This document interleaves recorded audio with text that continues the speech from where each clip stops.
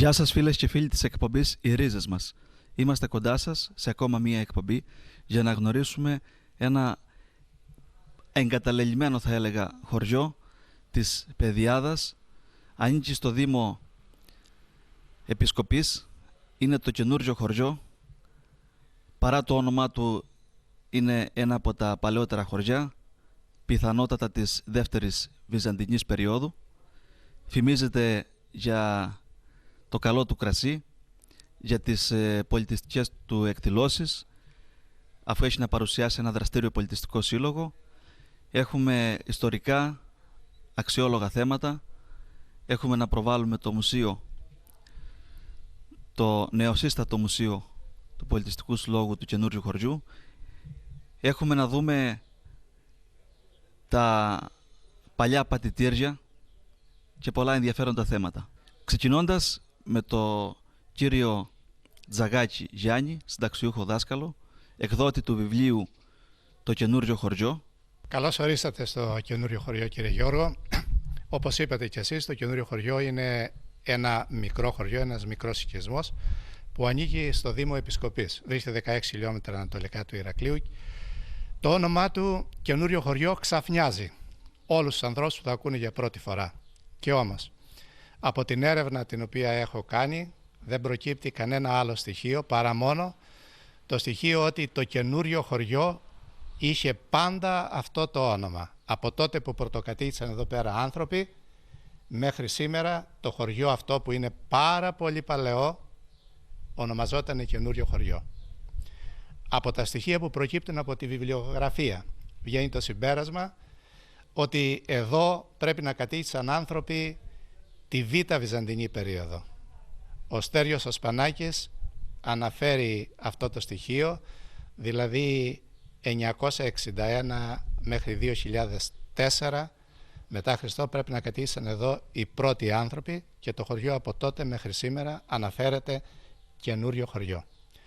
Υπάρχουν πάρα πολλά στοιχεία τα οποία στον περιορισμένο χρόνο που έχουμε στην εκπομπή μας δεν θα μπορούσε κανείς να τα αναφέρει και φαίνεται από τα στοιχεία αυτά ότι το καινούριο χωριό είχε πάντα αυτό το όνομα. Δηλαδή σε κάποιο έγγραφο του Δουκικού Αρχείου του Χάνδακα το αναφέρεται καινούριο χωριό, στην Αιγυπτιακή επογραφή αναφέρεται καινούριο χωριό και εκείνο το οποίο είναι πολύ εντυπωσιακό είναι το 1834 που έγινε η πρώτη αυτή επογραφή, η οποία ήταν υποτυπώδης βέβαια.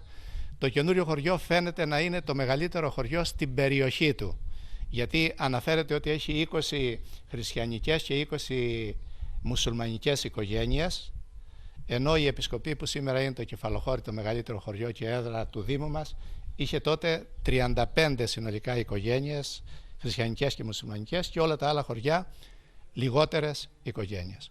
Έχει μια πλούσια ιστορία. Στα χρόνια της Ενετοκρατίας ήταν έδρα φεουδάρχη. Τότε που ήρθαν οι Ενετοί εδώ, δημιουργήθηκαν τα φέουδα. Στο καινούριο χωριό, πολύ σύντομα, έχουμε φεουδάρχη που είχε την έδρα του εδώ και όπως θα δούμε παρακάτω, σώζεται ένα παλιό ερειπωμένο σπίτι που αποδεδειγμένα ανήκε στο φεουδάρχη. Η οικογένεια των φεουδαρχών ονομαζόταν Φόσκολο. Ένας από τους απογόνους της μεγάλης αυτής βενετικής οικογένειας ονομαζόταν Μάρκο Αντώνιο Φόσκολο.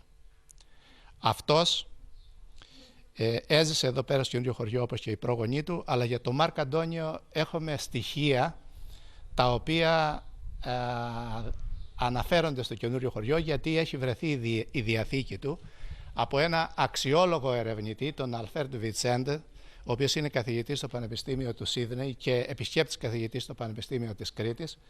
Έχει κάνει, αν δεν κάνω λάθος, διδακτορικό πάνω στο Φόσκολο, έχει βρει τη διαθήκη του στα αρχεία της Βενετίας, την έχει μεταφράσει, την έχει γράψει στο Χάνδακα, ενώ πολιορκούντανε από τους Τούρκους και όλη η Κρήτη είχε πέσει στα χέρια των Τούρκων, εκτός από το Χάνδακα. Έγραψε τη διαθήκη του και αναφέρεται στο καινούριο χωριό. Λέει ότι εδώ είχε σπίτι, ότι εδώ ήταν η περιουσία του και ζητούσε όταν πεθάνει να το θάψουν προσωρινά στην εκκλησία του Αγίου Φραγκίσκου, που είναι στην περιοχή του σημερινού Αρχαιολογικού Μουσείου του Ηρακλείου, και όταν με το καλό, αναφέρει στη διαθήκη του, ελευθερωθεί η Κρήτη, να πάρουν τα οστά μου και να πάνε να τα θάψουν στο καινούριο χωριό, στο χωριό μου, όπου εκεί είναι ο τάφος των προγόνων μου. Αναφέρει στη Διαθήκη του ότι το χωριό την εποχή εκείνη είχε δύο εκκλησίες, την Παναγία την Άγιο Δεχτιανή, η οποία είναι αυτή που βλέπουμε πίσω μας, και μία άλλη μικρότερη εκκλησία, η οποία ήταν η εκκλησία των Αγίων 40. Η εκκλησία αυτή των Αγίων 40 δεν υπάρχει σήμερα, αλλά έχει προσδιοριστεί ο χώρος στον οποίο υπήρχε αυτή η εκκλησία.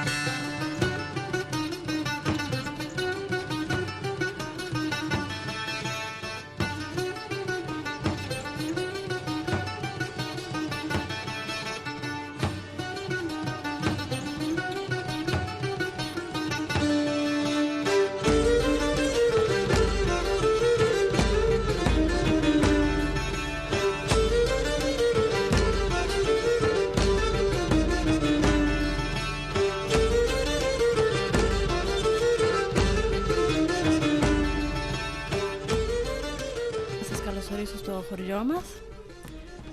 Ο σύλλογος μας ιδρύθηκε το 1982 με την ονομασία Εκπολιτιστικός Σύλλογος Καινούργιου Χωριού, η Αγία Αναστασία.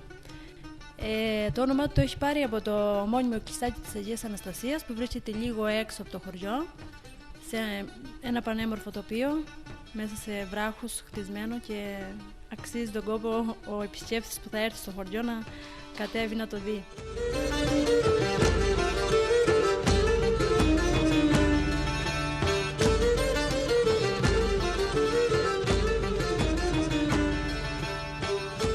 Ο σύλλογος μας σκοπός του συλλόγου είναι η εξύψωση του πνευματικού και πολιτιστικού επίπεδου των κατοίκων, ο εξοραϊσμός και η ανάδειξη και προστασία των παλαιών κτισμάτων. Προσπαθούμε με κάθε τρόπο, είμαστε μια μικρή ομάδα, αλλά προσπαθούμε με κάθε τρόπο να κάνουμε το καλύτερο για τον τόπο μας, να αναδείξουμε τον τόπο μας, μια και ο τόπος μας έχει πολύ παλιά, από τα ενετοκρατικά χρόνια, μπορώ να πω, ιστορία. Κάνουμε κάποιες εκδηλώσεις, δημιουργούμε μπενγκέρες, κριτικά πανηγύρια. Το πανηγύρι μας το κάνουμε κάθε χρόνο της Αγίας Παρασκευής, που είναι και μέσα στο χωριό. Προσπαθούμε με λίγα λόγια να ξαναζωντανέψουμε το χωριό μας, να δημιουργήσουμε ό,τι καλύτερο για αυτό, για τους λιγοστούς κατοίκους που έχουν μείνει και για τους επισκέπτες, αλλά και για τους ξενιτεμένους μας, αυτούς που έχουν φύγει μακριά, που έρχονται τα καλοκαίρια και ξαναζωντανεύουμε κατά κάποιο τρόπο με το χωριό μας.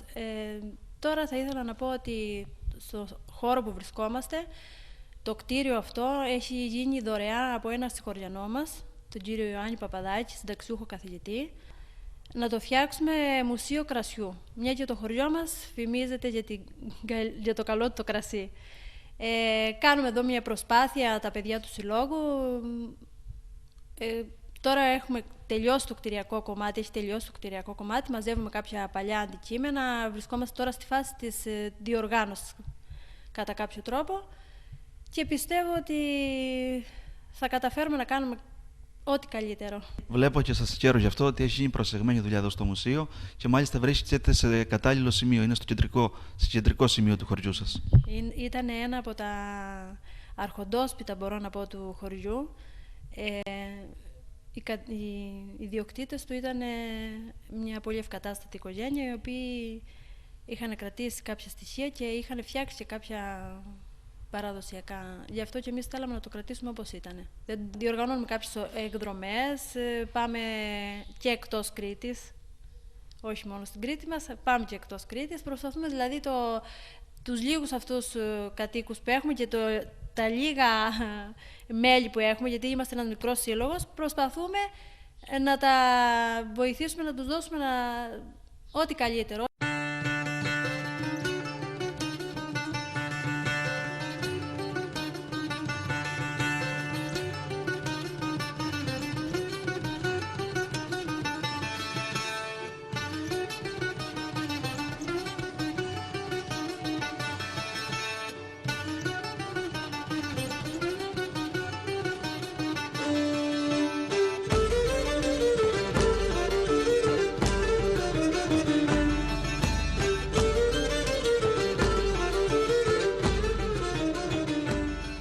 Η κυρία Μονιδάκη Πατινιώτη Εύα είναι αντιπρόεδρος του Πολιτιστικού Συλλόγου του Καινούριου Χωριού. Στο κτίριο που στεγάζεται το μουσείο, που είναι έργο του Πολιτιστικού Συλλόγου, έχει γίνει και ένας χώρος ειδικός, θα έλεγα, για την παραγωγή του κρασιού, για το ζύμωμα του κρασιού.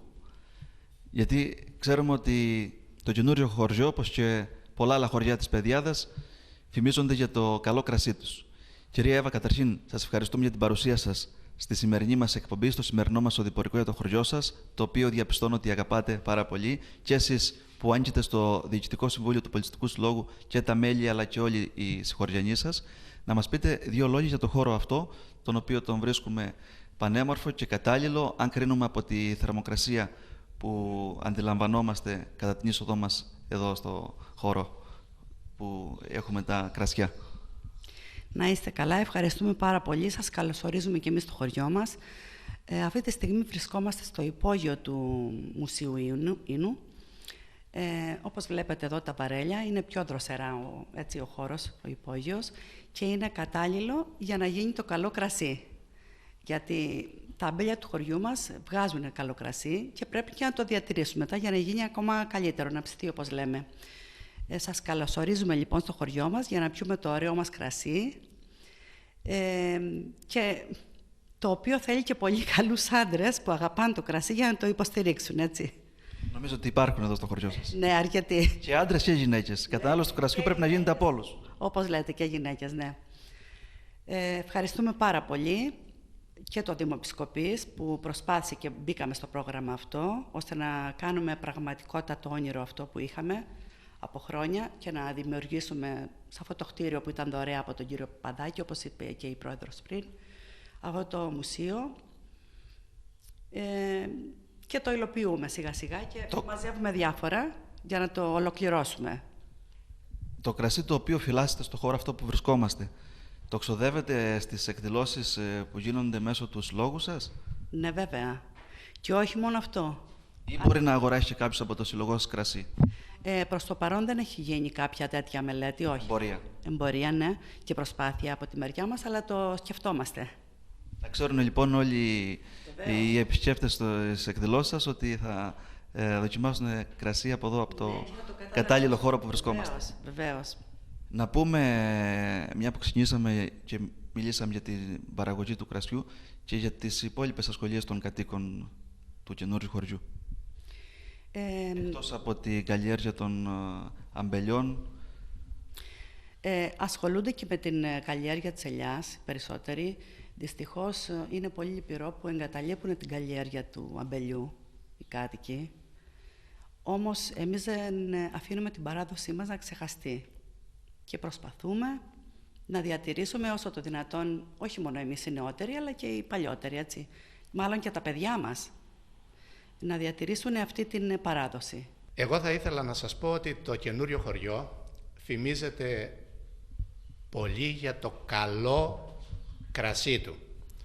Μάλιστα δεν είναι τυχαίο το γεγονός ότι το πρώτο στοιχείο, έγγραφο το οποίο έχουμε βρει που να μας μιλάει για το καινούριο χωριό, μιλάει για το κρασί. Είναι ένα έγγραφο το οποίο έχει ημερομηνία, και θέλω να την προσέξετε αυτή την ημερομηνία, 8 Φεβρουαρίου 1271, δηλαδή 13ος αιώνας. Αυτό το έγγραφο είναι ένα νοταριακό έγγραφο, δηλαδή είναι ένα συμβόλαιο, το οποίο είναι δημοσιευμένο στην έκδοση του Αντώνιο Λομπάρδο, έκδοση η οποία έχει γίνει το 1942, και στη σελίδα 19 δημοσιεύεται ένα νοταριακό έγγραφο. Είναι μια έκδοση για τη Βενετική Επαρχία της Κρήτης. Επίσημο στοιχείο, συμβόλαιο, με το οποίο ένας καινουριοχωρίτης προπουλεί 40 μίστατα καλό, καθαρό, γνήσιο κρασί από τα αμπέλια του καινούριου χωριού. Αυτό το γεγονός δεν είναι τυχαίο, που δείχνει ότι το χωριό μας από πολύ παλιά φημιζόταν για το καλό κρασί του. Και πράγματι έτσι είναι. Το κρασί και τα κρασάμπελα του καινούριου χωριού φημίζονται λόγω του εδάφους που είναι των εδαφών του καινούριου χωριού, της περιοχής του καινούριου χωριού, τα οποία είναι καλλιούχα. Θέλω να αναφερθώ σε ένα στοιχείο που είναι γνωστό στο καινούριο χωριό σχετικά με τα αμπέλια, σε μια ονομασία μάλλον, η οποία ονομασία δεν είναι πολύ γνωστή. Είναι τα λεγόμενα κήρυκα αμπέλια. Ποια λέγονται κήρυκα αμπέλια, τα οποία βγάζουν το καλό καινουριοχωρίτικο κρασί. Είναι μια λέξη ίσως άγνωστη για τους περισσότερους.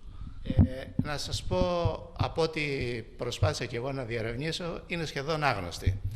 Σε κάποια βέβαια λαογραφικά, λεξικά αναφέρεται η λέξη αυτή. Ποιο λέγεται κήρυκο αμπέλι και ποια είναι κήρυκα σταφύλια. Κήρυκο αμπέλι λέγεται το αμπέλι το οποίο είναι σε έδαφος το οποίο είναι επικλινές, δηλαδή γέρνει. Το έδαφος δεν έχει πλούσια συστατικά. Όταν βρέχει, το χωράφι συγκρατεί το νερό το οποίο θέλει και το υπόλοιπο φεύγει. Δεν βαλτώνει δηλαδή για να δώσει πολλά υγρά στο σταφύλι. Δεν γουρνιάζει. Δεν γουρνιάζει το νερό, φεύγει και το σταφύλι δεν τραβάει πάρα πολλά υγρά. Έτσι, όταν φτάσουμε στους καλοκαιρινούς μήνες που οριμάζει το σταφύλι, δεν έχει τη δυνατότητα το αμπέλι να το τροφοδοτήσει με υγρά και τα σταφύλια αρχίζουν με φυσικό τρόπο πάνω στο κλίμα, πάνω στους κουρμούλες όπως έλεγαν οι παλιοί, να αποβάλουν τα υγρά τα οποία έχουν και έτσι όταν κόβονται και πατιούνται τα σταφύλια να μας δίνουν ένα ποιοτικό κρασί.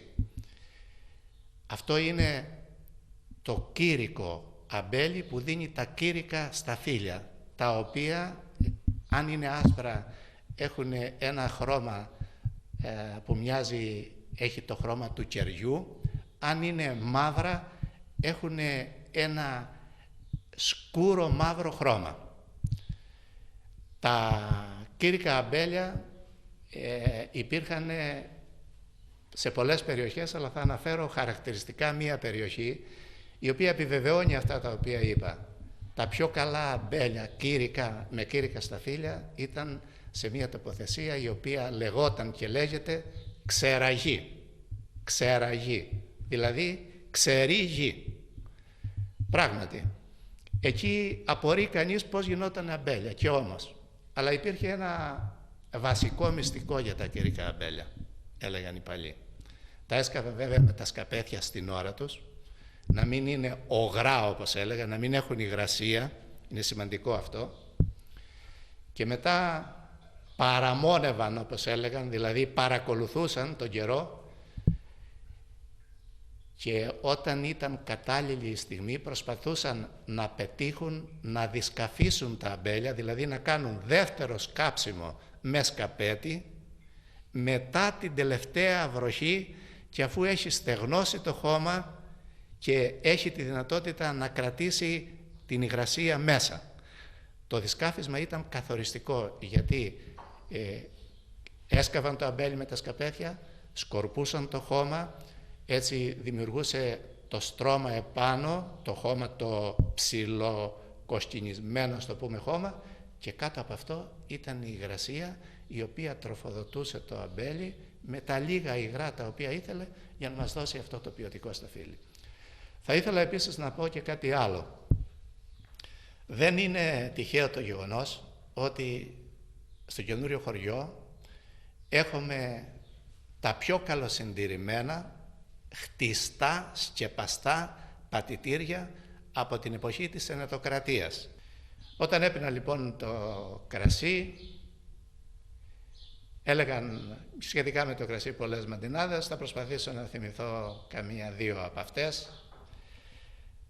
Μια μαντινάδα είναι όλα είναι φάδια τσικιλιάς και το ψωμί στιμώνει. Μα το παντέρμο το κρασί όλα τα σε στυλώνει. Και στο όλα βέβαια όλα τα σε στυλώνει. Μια άλλη μαντινάδα που ακουγότανε όταν καθυστερούσαν να τους κεράσουν, άρχισε κάποιος και τραγουδούσε: «Μωρέ, δεν είναι πακιαής», δηλαδή κανείς, να θέλει το καλό μας, να βάλει μια σταλιά κρασί, να γράνει το λαιμό μας.